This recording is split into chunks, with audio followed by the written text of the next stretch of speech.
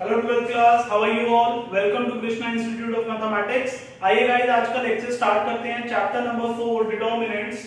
And guys, हमारा properties of determinant का topic चल रहा था। एक्सरसाइज 4.2 में आपको कंप्लीट करा चुका हूं, लेकिन स्टिल अभी कुछ एग्जांपल्स हैं और मिसलेनियस के क्वेश्चन है जो लेफ्ट ओवर हैं और वो बहुत इंपॉर्टेंट भी हैं। तो गाइस, आज के लेक्चर में जितने भी क्वेश्चंस कवर होंगे वो मैं आपको कराऊंगा। इसके बाद संडे को यानी कि परसों कमिंग संडे के लिए आपका टेस्ट रखा हुआ है मैंने। तो उस टेस्ट में आज तक के जितने भी क्वेश्चंस हो जाएंगे डिस्कस गाइड को सभी आएंगे। जो लेफ्ट ओवर क्वेश्चंस अगर रह जाते हैं कुछ भी, तो वो मैं आपको नेक्स्ट लेक्चर में यानी कि मंडे वाले लेक्चर में कराऊंगा जरूर, बट वो इस टेस्ट में मैं आपको ऐड ऑन नहीं करूंगा। क्लियर? और संडे को आपका टेस्ट है, उसके लिए प्रिपेयर रहिएगा। क्लियर? तो अब बात करते हैं कुछ लेफ्ट ओवर एग्जांपल्स की पहले। तो example number 15 is very important. इसको रख कर देते हैं गाइस। एग्जांपल नंबर 15 जो है आप देख सकते हैं, that is on page number 170। This is very important question for 4 और 6 marks. Question is if x, y and z are different. Different का मतलब ये सेम नहीं है। अगर x 1 है, y 3 है, z 5 है, मतलब बिल्कुल अलग नंबर्स हैं, कोई भी हो हमें नहीं पता, बट डिफरेंट नंबर्स हैं। और एक डिटरमिनेंट आपको ऑलरेडी दे रखा है, और वो डिटरमिनेंट क्या है? x, y, z, x square, y square, z square, 1 plus x cube, 1 plus y cube, 1 plus z cube, and this is already equals to 0। आपको प्रूव नहीं करना है कि ये 0 के इक्वल है, ऑलरेडी आपको गिवन है कि ये डिटरमिनेंट इक्वल्स टू 0 है। Then show that 1 plus x, y, z equals to 0. What you have to show? You have to show that 1 plus x, y, z equals to 0. और इसको show करने के लिए आपके पास दो चीजें हैं। पहला, this determinant is equals to 0, और दूसरी इंफॉर्मेशन क्वेश्चन में बोली है कि x, y, z are different। इसका भी एक रोल है गाइस, वो क्या है हम बाद में सीखेंगे जब एंडिंग की बात होगी। तो x, y, z are different और this is equals to 0। ये दोनों बातें यूज करके आपको प्रूव करना है कि 1 plus x, y, z equals to 0। तो अभी फिलहाल इसको हटा देते हैं और इसको हटा देते हैं, इसको माइंड में रखना है आपने। क्लियर? सो गाइस, सबसे पहली बात होती है, क्योंकि अब की बार आपको ऑलरेडी ये डिटरमिनेंट इक्वल टू 0 दे रखा है, दैट मींस आपको कुछ भी प्रूव नहीं करना है इसके इक्वल टू में। तो जो हम पहला ऑपरेशन लगाते थे गाइस, वो किसके बेसिस पे लगाते थे कि हमें राइट हैंड साइड में क्या प्रूव करना है। लेकिन अब इस क्वेश्चन में तो ऑलरेडी पहले से दे रखे हैं कि 0 के इक्वल है, तो वो अप्रोच तो भी यहां पर खत्म। ठीक है? यानी कि अब आपके पास कोई अप्रोच नहीं है राइट हैंड साइड को ऑब्जर्व करने की, जिससे आप अपना पहला ऑपरेशन क्या होना चाहिए वो सोच पाओ। तो अब आप ऐसे सोचोगे कि इस डिटरमिनेंट को ध्यान से देखो, सारी प्रॉपर्टीज को अपने माइंड में रखो, जो 6 प्रॉपर्टीज आपने पढ़ी थी, और आपको क्या लग रहा है कि इस क्वेश्चन में कौन सी प्रॉपर्टी लग सकती है। तो आपको याद आएगा कि जिस भी कॉलम में दो एलिमेंट ऐड हो रहे हैं, तो एक प्रॉपर्टी के अकॉर्डिंग इसको हम दो डिटरमिनेंट में ब्रेक कर सकते हैं, और उन दो डिटरमिनेंट में क्या रहेगा, यानी कि इसको मैं दो डिटरमिनेंट में ब्रेक कर सकता हूं, और इन दोनों ही डिटरमिनेंट में करना क्या है मुझे, और इक्वल टू 0, क्योंकि मुझे ऑलरेडी दे रखा है क्वेश्चन में, तो ये हर स्टेप में मुझे लिखना पड़ेगा इक्वल टू 0। ठीक है? अब मैंने नोटिस क्या किया, मैंने कौन सी प्रॉपर्टी लगाई, जो फर्स्ट और सेकंड कॉलम है वो दोनों में सेम है, आप देख सकते हैं, और जो थर्ड कॉलम में दो एलिमेंट थे, उसका फर्स्ट एलिमेंट मैंने इसमें रख दिया और सेकंड वाला एलिमेंट इसमें। ऐसी प्रॉपर्टी आपने रीड करी थी जब मैंने आपको 6 प्रॉपर्टीज एक्सप्लेन की थी। अब मैंने क्या देखा, इसमें कईयों के दिमाग में आ रहा होगा 3 1 सर ने बताया था कि 0 बनाने शुरू कर दो, इसमें से इसको और इसमें से इसको माइनस करके। अभी के लिए वो नहीं करना, अभी इसको बोल्ड पे डालो। पहले आप इसमें देखो, आपको दिख रहा होगा कि x कॉमन आ रहा है, y कॉमन आ रहा है और z कॉमन आ रहा है। तो आप यहां देख सकते हैं taking x, y, z common from r1, r2, r3 respectively in second determinant. यानी कि जो सेकेंड डिटरमिनेंट है उसमें से ये सब कॉमन लेना है। तो क्या होगा, जो फर्स्ट डिटरमिनेंट है उसको हमने अनटच रखा, सेम लिख दिया, और इसमें से x, इसमें से y और इसमें से z अगर मैं बाहर निकालता हूं तो बाहर क्या हो जाएगा, x, y, z। अब इसमें से x कॉमन लो, इसमें से y कॉमन ले लो, और इसमें से z कॉमन ले लो, तो ये आपके पास बचेगा। अब इसके बाद अगर आप इन दोनों डिटर्मिनेंट्स को ध्यान से देखो, इसमें भी 1 1 1 का कॉलम है, इसमें भी है, x y z इसमें भी है, इसमें भी है, x square y square z square दोनों में है। थोड़ा सा इसको ठीक लिख देता हूं इसमें। तो यहां करना क्या है आपको,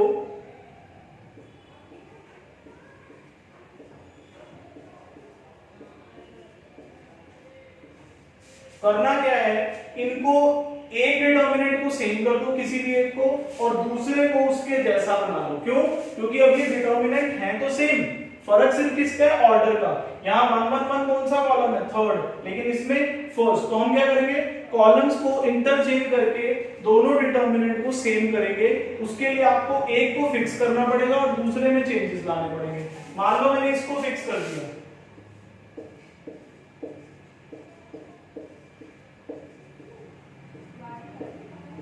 और अगर मैं इसको इसके जैसा बनाना चाहूं तो मैंने कोई भी एक स्ट्रैटेजी देखी। मैंने सबसे पहले ये सोचा कि 1 1 1 कौन से कॉलम में है, थर्ड, यहां पर कौन से कॉलम में है, फर्स्ट, तो मैं फर्स्ट और थर्ड कॉलम को इंटरचेंज कर रहा हूं।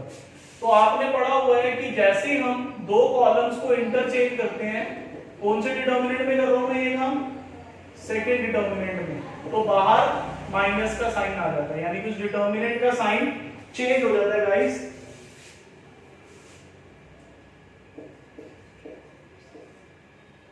तो यहां पर आ जाएगा x square y square z square, यहाँ x y z, और यहाँ 1 1 1, और प्रॉपर्टी क्या लगाई है मैंने, c1 interchanges with c3 in second determinant, है ना। तो मैंने जैसे ही इन दोनों को इंटरचेंज करा तो डिटर्मिनेंट के बाहर क्या आ जाएगा, साइन चेंज हो जाएगा, और ये प्लस से क्या बन जाएगा, माइनस। क्या अभी ये दोनों सेम बन चुके हैं? आप कहोगे नहीं सर अभी भी सेम नहीं है, इधर x y z first number पे है, यहाँ सेकंड नंबर पे है। तो मैं अब इन दोनों को दोबारा से एक्सचेंज करूंगा और फर्स्ट वाले डिटर्मिनेंट को अभी भी सेम लिख दूंगा। तो गाइस ये तो सेम हो गया, और जब मैं इन दोनों को दोबारा एक्सचेंज करूंगा तो एक और बार साइन चेंज होगा और ये फिर से क्या हो जाएगा, प्लस हो जाएगा। और यहाँ x y z x square y square z square 1 1 1 आ जाएगा। और रीजन क्या दे देंगे हम यहाँ पर हम रीजन क्या देंगे, C1 interchanges with C2 in second determinant। Clear?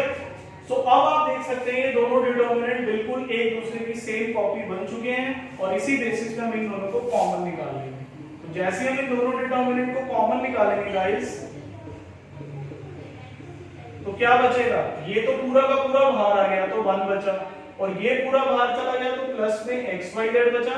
And guys एक मिस्टेक हम कर चुके हैं, यहाँ इक्वल टू 0 लिखना भूल गए, तो ये आपको हर स्टेप पे लिखना है क्योंकि ये पहले से ही गिवन था।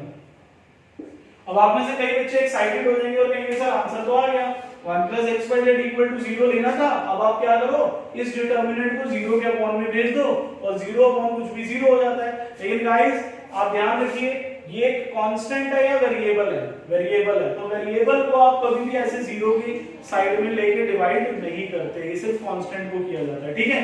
तो अभी मैं इसको डायरेक्ट उधर जाके 0 करके खत्म नहीं कर सकता, मुझे इसको भी ध्यान रखना है। अब मैं अगला ऑपरेशन क्या लगाऊंगा, पहली बात तो जो दो डिटर्मिनेंट थे अब ऑलरेडी वो किस में कन्वर्ट हो चुके हैं, एक में। और एक डिटर्मिनेंट में अगर आपको 1 1 1 दिख जाता है तो मैंने क्या सिखाया था कि इसमें से भी इसको माइनस कर दो, सेकंड वन में से फर्स्ट, और थर्ड वाले वन में से भी फर्स्ट वाला वन माइनस कर दो। तो एक बार प्लीज यहां तक आप इसको नोट करिए और फिर इसके बाद में इसको रब करके आगे का क्वेश्चन और सॉल्व कराता हूं।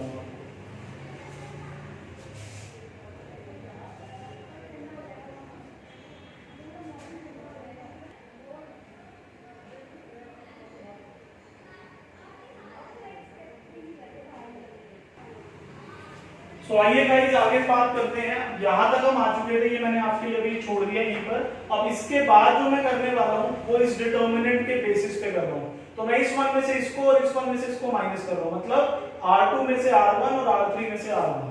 तो next operation will be R2 changes to R2 minus R1, और साथ ही साथ R3 changes to R3 minus R1। तो क्या बनेगा गाइस, देखिए जरा, फर्स्ट रो सेम लिख दो, इसमें से इसको माइनस कर रहे हैं तो y माइनस एक्स, थोड़ा गैप ले लेते हैं यहाँ पर, इसमें से इसको माइनस करेंगे तो ये y minus x into y plus x की आइडेंटिटी बन जाएगी, और 1 में से 1 माइनस करा तो 0, सिमिलरली दिस माइनस दिस करेंगे तो यहाँ आ जाएगा z माइनस एक्स, ये हो जाएगा z minus x into Z plus x, और ये हो जाएगा 0।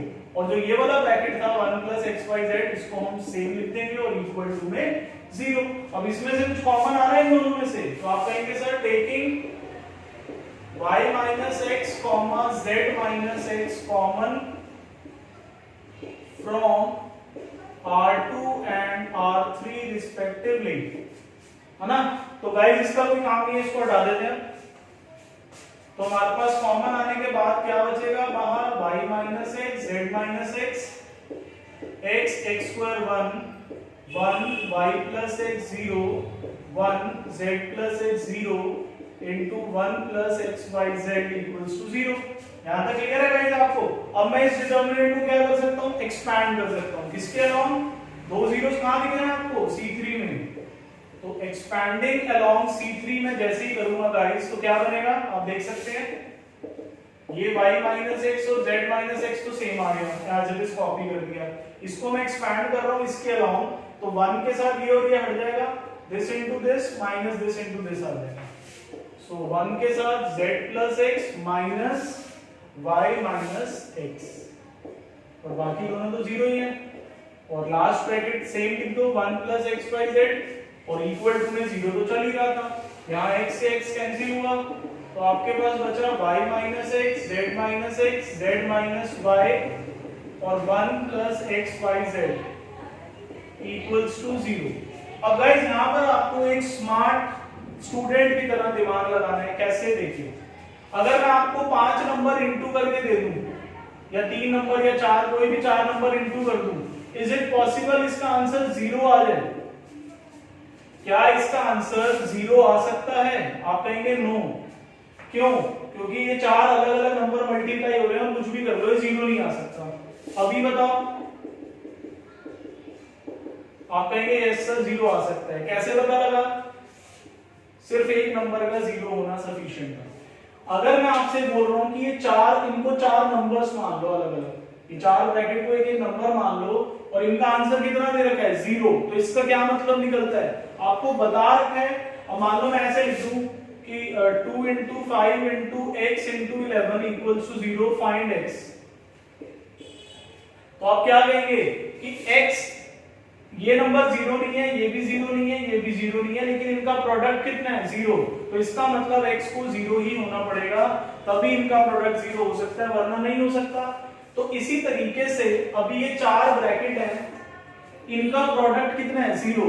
मुझे प्रूव करना है कि ये वाला bracket 1 plus x y z, जो क्वेश्चन में आप पढ़ सकते हैं, लिखा था शो दैट, तो ये मुझे 0 लाना है। तो ऐसा कब होगा कि ये 0 होगा, जब ये वाले तीनों क्या कंफर्म हो जाएंगे कि ये 0 नहीं है। और उसने क्वेश्चन में क्या बोला था स्टार्टिंग में कि एक्स वाई जेड जो है वो क्या है, डिफरेंट है। और अगर एक्स वाई जेड डिफरेंट होंगे गाइस, मान लो एक्स 1 है, वाई 2 है और जेड 5 है, तीनों डिफरेंट है, आप किन्हीं भी दो को माइनस कर लो, जैसे y minus x, is it possible कि वो 0 आ जाए? आप कहोगे नहीं। आप किन्हीं भी दो को माइनस कर लो, 0 आ सकता है? आप कहोगे नहीं आ सकता सर। क्यों? क्योंकि 0 आने के लिए दो नंबर्स का सेम होना जरूरी है, तभी तो माइनस करके 0 आएगा। जैसे 5 माइनस 5 0 होता है। और अगर x y z सारे डिफरेंट हैं, इसका मतलब ये हुआ कि ना तो y माइनस x 0 आ सकता है कभी भी, ना z माइनस x 0 आ सकता है, और ना ही z माइनस y 0 आ सकता है ना। लेकिन इसका हम कुछ कह नहीं सकते, क्योंकि एक अलग सी इक्वेशन है 1 प्लस एक्स वाई जेड, ये तो हो सकता है 0 आ जाए। तो इसका मतलब अगर ये तीनों कंफर्म हो गए कि 0 नहीं हो सकते, लेकिन इन चारों का प्रोडक्ट कितना है, 0, तो देयरफॉर जो 1 प्लस एक्स वाई जेड है that must be 0, hence true. बहुत इंपॉर्टेंट क्वेश्चन है गाइस, एक अलग लेवल का क्वेश्चन है, एक बिल्कुल डिफरेंट अप्रोच अप्लाई करी है इसमें आपने। तो ये क्वेश्चन भी आपके टेस्ट में भी आ सकता है और स्कूल एग्जाम्स में भी पूछा जा सकता है। तो जल्दी से इसको नोट डाउन कीजिए। अगर कोई भी डाउट किसी को होता है गाइस, प्लीज आप मुझसे डाउट जरूर लिया करिए। अगर किसी को कोई भी प्रॉब्लम आ रही है तो प्लीज आप मुझे मैसेज कीजिए, ठीक है। अब हम इसके बाद आगे बढ़ेंगे, जल्दी से इसको नोट कर लो एक बार।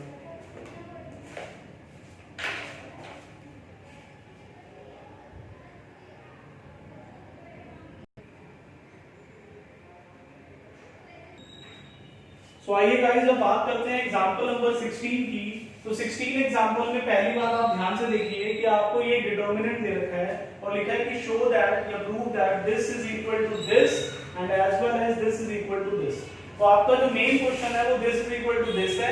इसके बाद आप जस्ट इसको सिंपलीफाई कर लेंगे, इसमें कोई डिटर्मिनेंट का रोल नहीं है, बस एलसीएम लेके सॉल्व करेंगे तो ये तो अपने आप ही आ जाएगा। लेकिन प्रॉब्लम पता है क्या होती है गाइस, कभी कभी ये क्वेश्चन ऐसे पूछ लिया जाता है कि show that this is equal to this. अब आपको ये चीज क्लियर होनी चाहिए, माइंड में होना चाहिए आपके कि अगर आप डिटर्मिनेंट से इसके इक्वल आना चाहते हो तो ये डायरेक्ट नहीं आ पाएगा, आपको इसको पहले यही प्रूफ करना पड़ेगा और उसका एलसीएम लेके सॉल्व करेंगे तब ये बनेगा। तो ये चीज कभी कभी ट्रिकी हो जाती है क्वेश्चंस में, इनका आपको ध्यान रखना पड़ेगा। क्लियर? तो अभी हम बात करेंगे सिर्फ इसकी, और क्योंकि गाइस यहाँ 3 बार मतलब 2 बार इक्वल का साइन है और 3 टर्म्स हैं तो मैं एलएचएस तो बोल नहीं सकता, तो इस क्वेश्चन में हम एलएचएस नहीं लिखेंगे, हम सिर्फ और सिर्फ इसको नोट करेंगे और बदले में क्या लिख देंगे, ये सब हटा देते हैं अभी, और बदले में क्या लिखेंगे यहाँ, कंसिडर। कंसिडर दिस, हमने इस डिटर्मिनेंट को कंसिडर करा, अब हम इसको सेकंड पार्ट में लिखा था वो प्रूव करेंगे। तो एक बार मैं और लिख रहा हूं यहाँ, ये आपको प्रूव करना है, ठीक है। तो गाइस इसमें हम एक चीज सबसे पहले सोचने का जो तरीका मैं आपको वो बता रहा हूं कि सोचने का तरीका क्या होगा। आपको इसमें कहीं पर भी फ्रैक्शन दिख रहा है 1/a 1/b 1/c इस तरीके का आपको भी नहीं दिख रहा, तो इसमें मैं ऐसा क्या करूंगा कि 1/a 1/b और 1/c बन जाएगा। तो आपको मैं इसका एक हिंट देता हूं, मान लो 2x + 5 है, मैंने आपसे कहा इसमें से 2 कॉमन आ सकता है, कुछ आपको वैसे कुछ भी कॉमन नहीं आ रहा, लेकिन अगर मैं फिर भी कॉमन ले लूं 2 कॉमन ले लूं तो क्या बचेगा, x + 5/2। यानी कि अगर किसी में ऑलरेडी कोई फ्रैक्शन नहीं है और आप उसमें फ्रैक्शन लाना चाहते हैं तो आप कुछ कॉमन लेके उसको फ्रैक्शन में कन्वर्ट कर सकते हैं। तो इसी तरीके का कुछ दिमाग आपको यहाँ लगाना है कि क्या करें कि यहाँ 1/a भी आ जाए, 1/b भी आ जाए और 1/c भी आ जाए। तो इसके लिए गाइस जो पहला स्टेप आप यहाँ लोगे वो सीधा सीधा क्या लोगे, taking a, b, c common from r1 r2 r3 respectively. Respectively का मतलब कि फर्स्ट रो में से a कॉमन ले लो, सेकंड रो में से b और थर्ड में से c। जबकि हमें दिख नहीं रहा कहीं भी कॉमन आता हुआ, फिर भी हमने कॉमन ले लिया, तो बाहर क्या आ जाएगा, a b c, क्योंकि हमने इसमें से a, इसमें से b और इसमें से c कॉमन निकाला तो बाहर a b c आ गया। अब गाइस इसमें से a कॉमन निकल रहा है तो क्या बचना चाहिए, 1 बन जाएगा 1/a, और a में से a कॉमन लेंगे तो 1 बचेगा। 1 में से a कॉमन निकाला तो 1/a, इसमें से a कॉमन निकाला तो 1/a। आप देख सकते हैं 1/a दिखना स्टार्ट हो गया हमने। इसी तरीके से इस पूरे में से b कॉमन लेंगे तो 1/b 1/b + 1 और 1/b, और इसमें से c कॉमन ले लो तो ये आपके सामने बच गया। अब आपको एक चीज तो कम से कम समझ में आ रही होगी कि इसमें 1/a 1/b और 1/c आ चुका है, और आपको लेके क्या आना था, यहाँ पर फिर से लिख देते हैं 1 + 1/a + 1/b + 1/c, ये लेके आना था। तो देखिए abc भी आ गया बाहर और ब्रैकेट में क्या चाहिए, ये सब कुछ। तो आप ध्यान से देखिए, इसको इसको और इसको अगर इन तीनों को ऐड कर दें 1 + 1/a + 1/b + 1/c बन जाएगा, और इस तरीके से ऐड करने का मतलब क्या होता है, r1 changes to r1 + r2 + r3, ये आपने सीख रखा है पहले भी। तो क्या बनेगा गाइस यहाँ पर बताइए मुझे, इन तीनों को मैं ऐड कर रहा हूं तो abc तो बाहर सेम रहेगा, डिटर्मिनेंट में फर्स्ट रो में क्या आ जाएगा 1 + 1/a + 1/b + 1/c, ऐसे आप इन तीनों को ऐड करोगे तब भी यही आ जाएगा 1 + 1/a + 1/b + 1/c, और अगर आप इन तीनों को ऐड करोगे तब भी यही आएगा 1 + 1/a + 1/b + 1/c, और बाकी की जो 2 रोज हैं उनको एज इट इज लिख दो जो लिखा हुआ है 1/c 1/c + 1। क्लियर है गाइस यहाँ तक? तो ये तो हो गया आपका एक स्टेप। अब इसके बाद आप देखिए कि कुछ कॉमन आ रहा है तो आप पहले से आ रहा है taking 1 + 1/a + 1/b + 1/c common from, कहां से कॉमन आ रहा है, r1, तो बाहर abc था ही, उसके साथ 1 + 1/a + 1/b + 1/c हमने कॉमन लिया, तो डिटर्मिनेंट में क्या बचा 1 1 1, 1 by b plus 1 by b, and this is 1 by c 1 by c plus 1। ठीक है, अब इसके बाद क्या करें, तो आपको साफ साफ हिंट मिल ही गया होगा कि तीनों 1 आ चुके हैं R1 में, तो अब आप C2 में से भी माइनस कर दोगे C1 और C3 में से भी माइनस कर दोगे C1, तो बचेगा क्या, ABC 1 plus 1 by A 1 by B 1 by C। और इस डिटर्मिनेंट में क्या आ जाएगा गाइस, देखिए ध्यान से, फर्स्ट कॉलम सेम लिख देते हैं, इसमें से इसको माइनस करो, 0 1 0 0 0 1। अब इसको एक्सपैंड कर सकते हैं हम, एक्सपैंडिंग अलोंग R1, तो क्या बचेगा गाइस, एक बार मैं चेक कर लेता हूं कटिंग ना हो रही हो।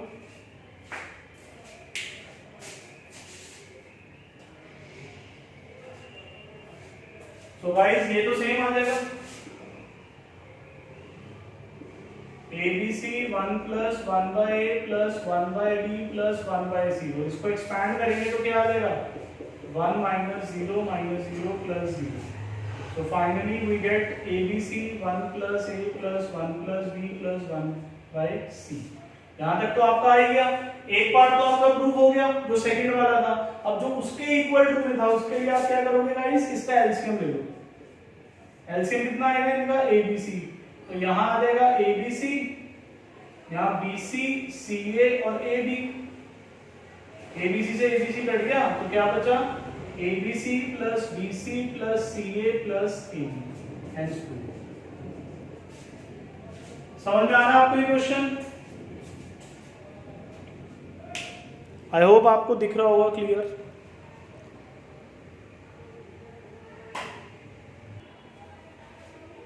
So guys, ये था example number 16 which is also very very important and ये दोनों ही एग्जाम्पल 15 and 16 अगर आप पिछले 15 साल का रिकॉर्ड चेक करेंगे तो कभी ना कभी बोर्ड एग्जाम्स में रिपीट हो रखे हैं। तो जल्दी से इन दोनों क्वेश्चंस को आप एक बार ट्राई कीजिए, दोबारा से सॉल्व कीजिए, और एक्सरसाइज 4.2 में ऑलरेडी आपको कंप्लीट करवा चुका हूं।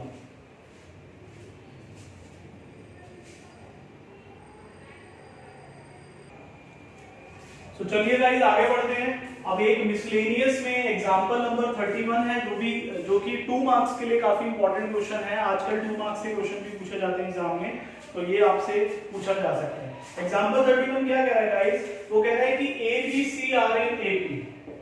ABC 3 नंबर हैं जो किसमें दे रखे हैं आपको, अरिथमेटिक प्रोग्रेशन में, जो कि आपने 10th और 11th दोनों क्लासेस में पढ़ा हुआ है। आपको एक डिटर्मिनेंट दे रखा है जिसकी वैल्यू आपको निकालनी है। तो आप सबसे पहले इस क्वेश्चन को स्टार्ट कैसे करेंगे गाइस, जब भी हमें किसी क्वेश्चन में एक एक्स्ट्रा चीज ऐड कर दी जाती है in the form of given, कि हमें बता रखा है कि ABC आर इन AP, तो कोई भी क्वेश्चन गाइस जो भी फाइंड करना हो या प्रूव करना हो वो तब तक कंप्लीट नहीं होगा जब तक आप इसका यूज नहीं करोगे। तो मैंने आपको ये बात कई बार सिखा रखी है कि अगर 3 नंबर्स कभी भी AP में है, जैसे मान लो 2 4 और 6 AP में, तो बीच वाले नंबर का यानी कि मिडिल टर्म का अगर आप डबल कर दो, ट्वाइस कर दो, यानी कि 8, और इन दोनों को प्लस कर दो, तो ये भी कितना आ रहा है 8, हमेशा इक्वल आएंगे। यानी कि 3 numbers are in AP and twice of middle is equal to sum of first and third. तो अगर मैं यही रूल इसमें भी लगा दूं, तो क्योंकि मुझे बोला गया है कि ABC आर इन AP, इसका मतलब twice of B should be equal to A plus B, है ना। इसको मैंने फर्स्ट इक्वेशन मान के होल्ड पे डाल दिया, और ये इक्वेशन कहां से आई, गिवन से आई। अब अगर मैं वैल्यू देखूं किसकी निकालनी है, तो उसको हम कंसीडर कर लेते हैं।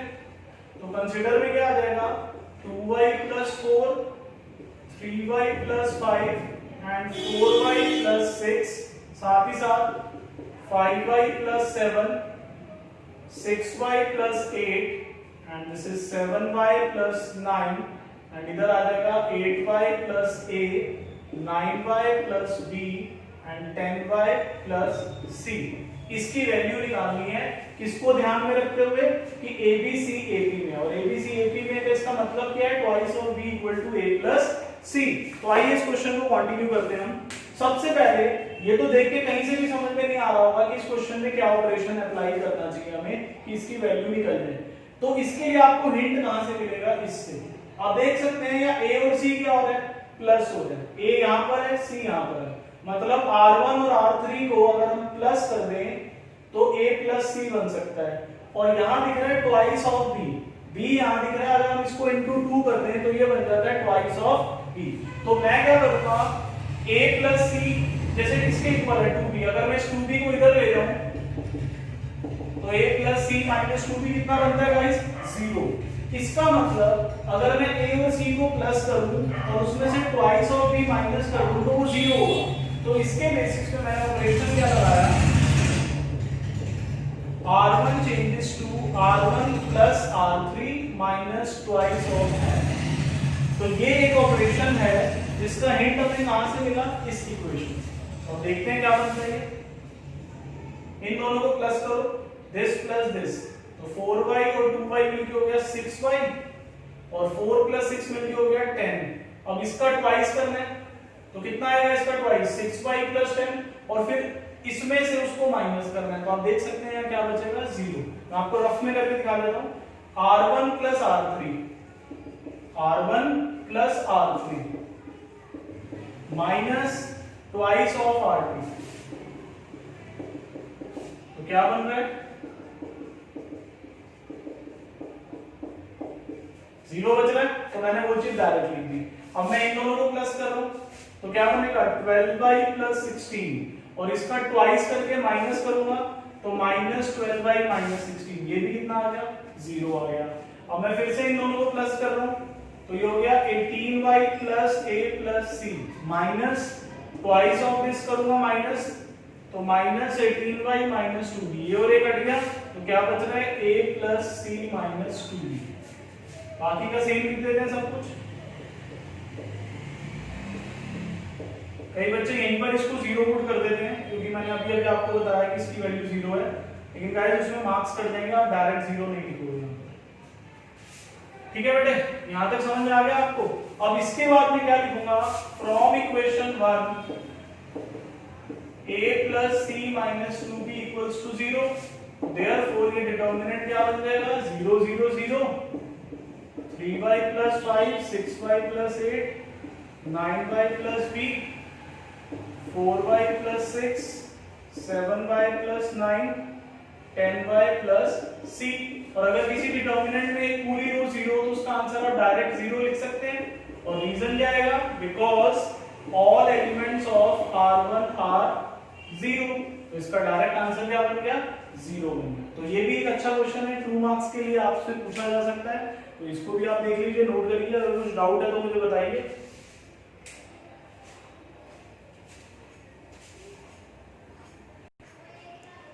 तो आइए गाइस आज के लिए लास्ट क्वेश्चन और देख लेते हैं। This is example number 34। ये भी बहुत छोटा सा एग्जांपल है और इंपॉर्टेंट एग्जांपल है।